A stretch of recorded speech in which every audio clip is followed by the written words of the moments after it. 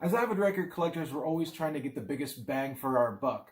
But when you go online to buy a specific record and there's 300 different copies from 25 different countries, how do you know which one to buy? Well, today we're going to delve into that just a little bit. I pulled 20 albums from my collection, so this is 20 of the best sounding pressings from my collection and a little bit of information on them. So stick around right after this.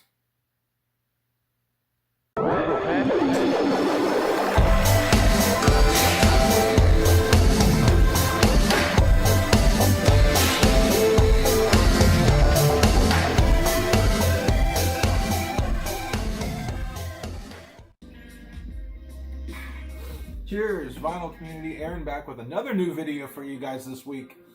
Today I pulled 20 different albums from my shelves, some of the best sounding records in my collection. Be using my little cheat sheet.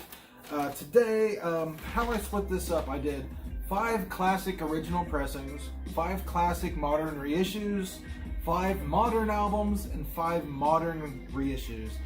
Modern reissues meaning stuff that was made in the 90s into the 2000s.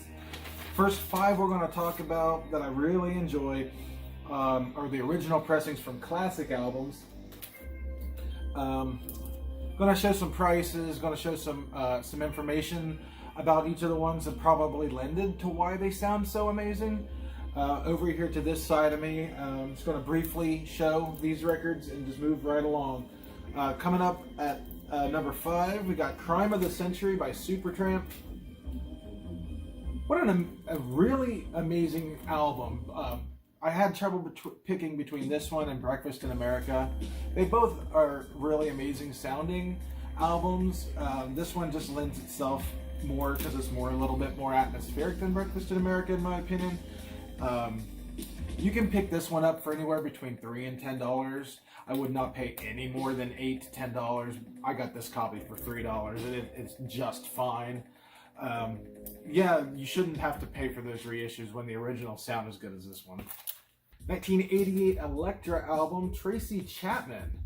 I don't know how they did it, but they took a stripped down, mostly acoustic album with Tracy and her acoustic guitar and made it some of the most sonically warm and vibrant music that came out of the 80s especially. So if you can pick up a copy of this one for about $15, the closer to near mint that you can get, the better because of how stripped down it is. This is a beautiful, looked unplayed near mint copy, not a pop or a click in sight, and it feels like she's sitting in the room with me playing songs just for me. You know, I had trouble picking a Maiden record, but I decided on Somewhere in Time. I don't know why. It was the last one that I'll listen to. Most of the Maiden original pressings sound good, but for some reason I really love this record, and the mastering is amazing. Capitol Records, direct metal mastering, came out again in the late 80s. Iron Maiden, Somewhere in Time. Pick it up for, let's see here, $10 to $20 for a nice clean copy. And next up is another album synonymous with great sounding original presses. This one gets talked about quite a bit in those circles. Dire Straits, Brothers in Arms. I'm not going to say much about it. It is a Warner Brothers record, and mine is a near mint in the shrink original press. They recently repressed it on, I think, Mo-Fi, 45 RPM, 2 or 3 discs, whatever, and it's anywhere between $45 and $60. Get an original for $5. And my last original press that I'm going to show in this video is a little bit more pricey because it is so old. It's from the late 50s. This is an original 6i Columbia Dave Brubeck Quartet, Time Out. To hear Blue Rondo a la Turk and Take 5 on the original 6i, not only does it just have that distinct nostalgia to it, but it has such a warm sound to it, like it was recorded all live, which it probably was. I don't know, I wasn't there. But definitely one of the highlights of my collection. Was also a gift from another avid vinyl hound that I know named Jeremy. This was a gift from him, and I've had it for many years, and it gets played very frequently. You're probably going to shell out anywhere between $40 and $50 in today's market for a near mint original stereo There may be other copies that you can get cheaper that have the same mastering, but according to Discogs, this pressing is right now about a $40 record. So that one's a little bit more pricey, but it definitely is worth the cost of admission. We're going to move on now to the 5 classic album reissues. All right, next up we're going to talk about 5 reissues of classic albums. And unfortunately, most of these are a little bit more expensive than those original presses, obviously. Reissues tend to go overboard on 180 gram this, 45 RPM, cut it this, blah, blah, blah. So unfortunately, we're kind of limited to how much money can be saved in this reissue market that we're in right now. So some of these are fairly priced and some of them are kind of insanely priced. Let's talk first about some of the insanely priced stuff. I'm going to mention first the Queen studio album box set that I have. I paid $300 and whatever when it first came out, and I thought that was crazy, and now it's anywhere between $500 to $800 for the whole box set. But what I'm going to talk about is a little bit better than that. So, you know, as a big Queen fan, not everybody is going to be able to spend $500 to $800 on a box set. So they reissued most of these or all of these studio albums on black vinyl instead of the colored in a box, and you can probably pick them up individually for about $20. I'm a big fan of this album, especially the opening track, which is It's a Beautiful Day, and then the ending track, It's a Beautiful Day Reprise.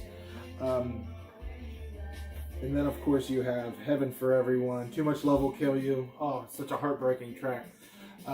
These reissues sound absolutely amazing, and like I said, not everybody's going to be able to afford the box, but they are readily available, and the modern reissues are actually really good, and over here now you know why. Bat Outta Hell by Meatloaf. There's been a lot of dispute about this album over the years, saying that the original pressings were not very good. They're muddy, muddled, poor mastering, poor original tapes, things like that. I don't know how they got it right this time, but this is the 40th anniversary that came out in 2018, I believe. Last year, Friday Music put this one out. And here's some information as to why it's probably as good a sounding as it'll ever get.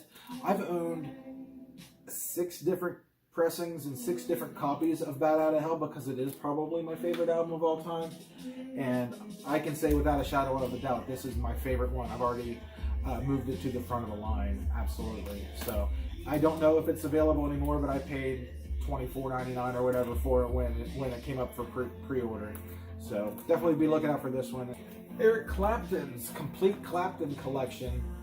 I'm a big Eric Clapton collector, but a lot of his albums, there is a lot of filler to it. I'm not gonna lie and sugarcoat saying his discography is amazing. You know, through the late 70s, actually mostly just through the 80s and early 90s, there's some real stinkers thrown on there, and probably self-admitted. This album is 8 sides of his best work. It is pretty much what every Eric Clapton semi-fan or even major fan really should own. It's readily available now. I believe you can probably pick up this box set for $30, $40. I paid less than that. So I didn't really want to get into audiophile pressings because when you say audiophile pressing, you can pretty much add $20 to $30 to the price tag.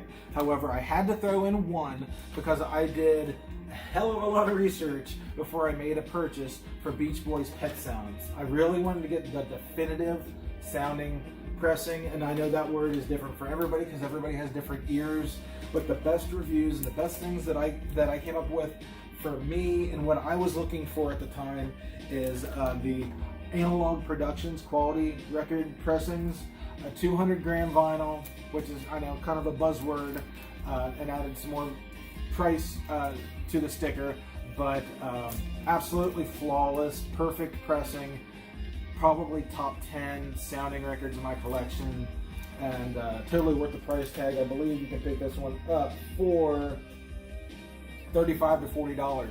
Not the end of the world for one of the best albums of all time.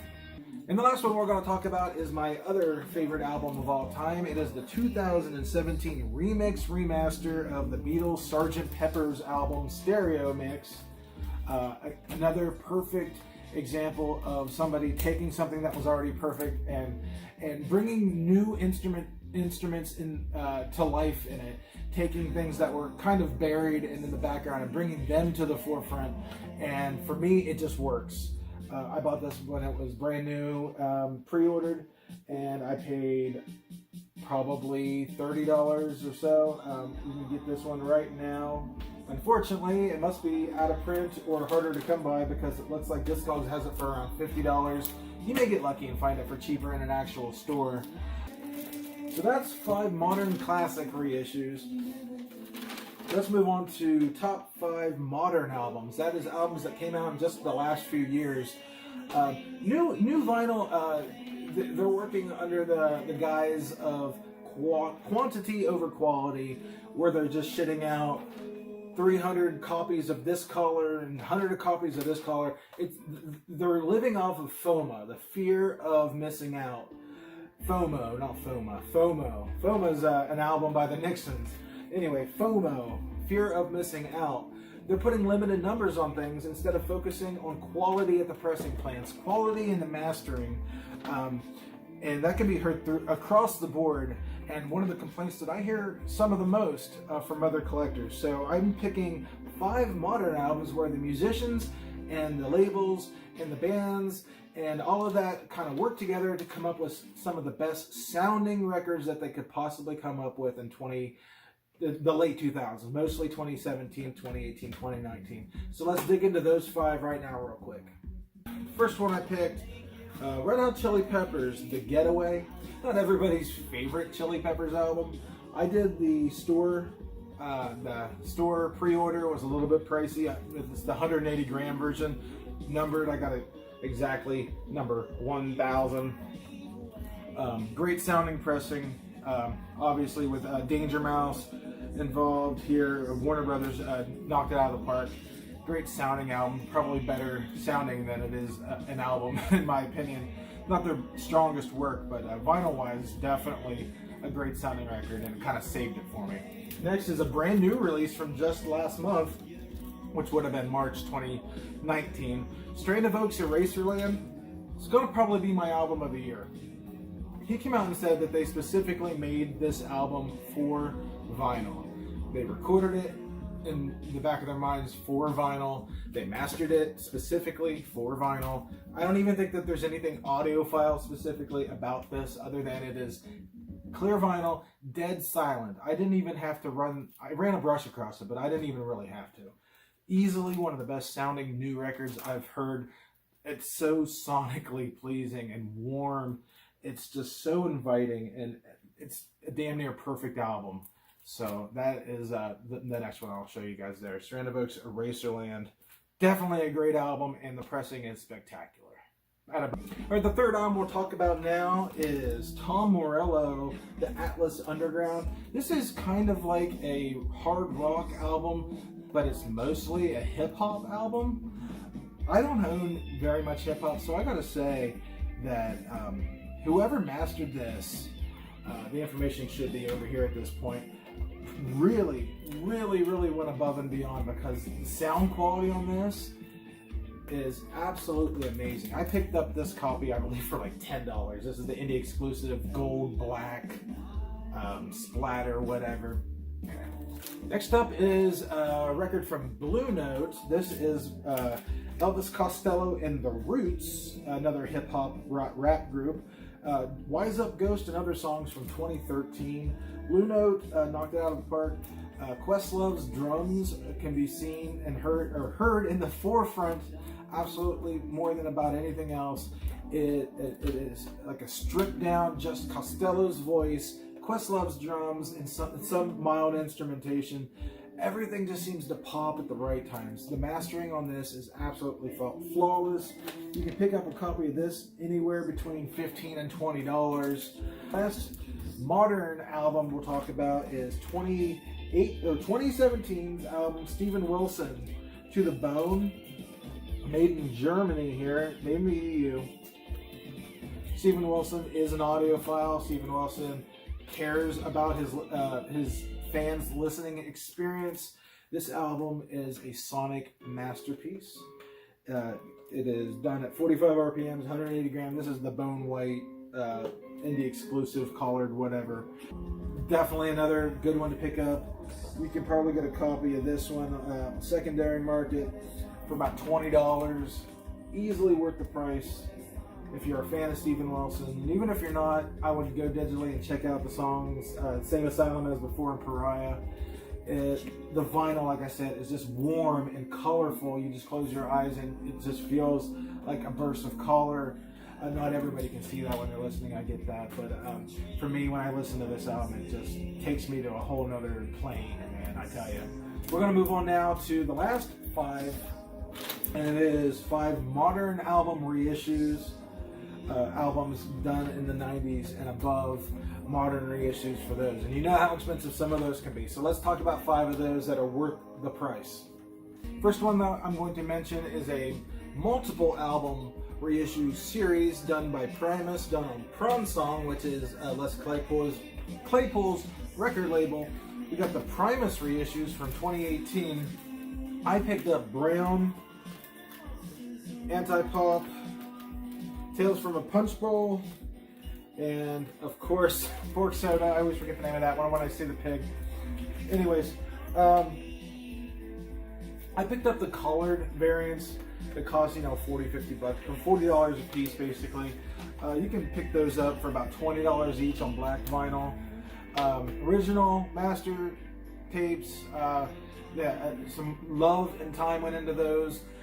They weren't perfect pressings. I had to send 2 of them back, but I eventually got to a point where I had perfect sounding records. Definitely worth the money if you're a 90s Primus fan like myself, to finally have some of those albums that costed hundreds of dollars in the secondary market, now that we can pick them up. So moving on from Primus, and of course staying in the 90s, because that'll be the theme through the entire top 5, is an album that is by a band who made their fame by being an alternative rock band, but by this point in their career kind of went a little bit more mellow.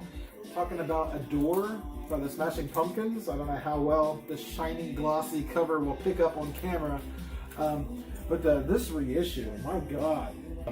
But when I put this on, it is so warm. I know I keep using that word, but that is such an important thing for me, is to put it on and to feel comforted, and to feel like if I close my eyes that they're in the room with me. And with such a minimalistic approach, deep, dark, and kind of ominous, and that nice warm undersound, this album comes to life on vinyl. I liked it before, but when I heard it on vinyl, it became probably my favorite Smashing Pumpkins record, or the one that I listen to the most in the evenings. Now, if I'm busy and doing things or driving, sure, I'll put on some of the more raucous stuff or whatnot. But when I'm sitting and listening, especially in the evening with a cocktail, I put on this album. And it's mainly because of how amazing the vinyl sounds. You can pick up a copy of Adore for around $20. And it'll be an amazing $20 spent. I guarantee that. Next one, I spent a little bit more than that. Not too much more. We got, let's see here. This is about a $40 record. It's a 3 LP set by my favorite Nirvana album, In Utero. And it has direct metal mastering, remastered from original tapes at 45 RPM, expanded artwork, blah, blah, blah. Typical things that you see with a reissue, and it actually is worth the price tag. If you're a fan of Nirvana, if you're a fan of this album, this is the definitive copy. I've owned the 2013 remix. I've owned a clear vinyl version. And obviously I've owned the CD version. This is the one that I ended up with. This is the only one that I have left, because this is the only one that I need. And it is the Masterclass in Utero, if you will. So moving on, got 2 more here. Another audiophile pressing that you're going to be paying for anywhere between $45 and $60, because unfortunately that's where we are with these modern reissues, is August and Everything After by Counting Crows. 45 RPM, Analog Productions. Bells and whistles galore, beautiful tip-on gatefold, perfect packaging, 200-gram vinyl. Probably my favorite 90s album for sure. T-Bone Burnett produced. It speaks for itself. if you're a fan of this album, again, definitive copy. Look nowhere else. The modern, I think it was a 2017, maybe 2018 reissue that you can get on Amazon for 20 bucks. I've had friends send it back because it sucks. Spend the extra money. Get this one. Unfortunately, that's just the world that we live in. If you can find it in the aftermarket for cheaper, do so. Definitive copy, best sounding one. It is the album I probably spend more than anything else. For me to turn my record player to a 45, I gotta lift the platter, move the belt, all that jazz. And I do it frequently only to hear this on vinyl because that's how much I love it. All right. And last up, we're going to talk about the 2017 pressing of Tom Waits' Mule Variations, another album that is a favorite of mine. This is, I originally was supposed to get it from the United States, but they had a pressing delay, so they shipped me one from the Netherlands, which ended up coming from Palace, which in the EU is probably their most famous or their most well-known, where people actually will seek out pressings from Palace because of the extra detail that they put, the detail and love and care that they put into their vinyl and their sleeving and all that other jazz on the back end. I gotta say, I've owned the Record Store Day original pressing of this from I think 2013. I've owned the Newberry Comics smoky clear whatever, and then this is again the definitive copy. If you can get one from the EU, Netherlands, whatever, you're going to pay roughly $20. Remastered by Tom Waits and Brennan. They were in the studio helping the actual conductor remaster it so that it sounds exactly how Tom originally wanted it to sound. And again, a perfect warm pressing definitive copy, and it's not going to break your bank. Don't shell out that money for the Americanized Newberry Comics collar just because it looks cool, unless that's your bag, baby. For me, I'm all about sound quality. This is on 2LP black vinyl. It may be 180 gram, it may be 140, I'm not sure. Mixed and mastered from the original analog tapes, and you know that it's an audio file, that it is an analog copy, which is the most important thing. If you're paying $40 or $50 or something, it should definitely have came from the original source, not a digital transfer, or you might as well just go and buy the freaking CD, right? Anywho, I hope you guys learned a little something. I hope you enjoyed seeing some records. I enjoyed making it. I'm slowly getting drunker as I film this thing. So, as I always say, like, comment, subscribe, share with your friends. And above all else, no matter what you do, I hope you are out there and enjoying the music. Take care.